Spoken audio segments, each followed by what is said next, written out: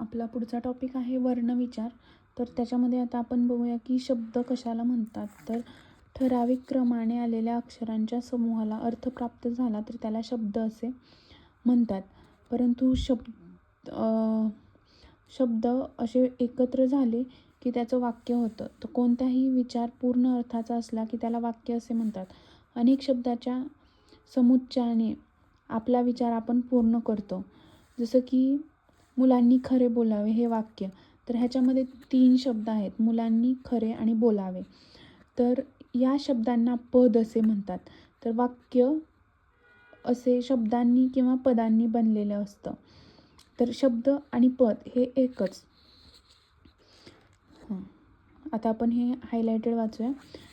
शब्द हे अक्षरांनी बनलेले असतात. मुलांनी या शब्दाचा उच्चार करताना आपण मु, लान, नी हे 3 ध्वनी आपल्या तोंडून बाहेर पडतात. हे 3 ध्वनी मुला, नी अशा 3 खुणांनी आपण लिहून दाखवतो.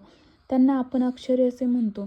लिहून ठेवल्यामुळे हे ध्वनी नाश पावत नाहीत, ते कायम राहतात. म्हणून त्यांना अक्षर, म्हणजे क्षर म्हणजे नाश न पावणारे असे म्हणतात. अक्षरे आपल्या ध्वनीच्या किंवा आवाजाच्या खुणा आहेत. म्हणून अक्षरांना ध्वनी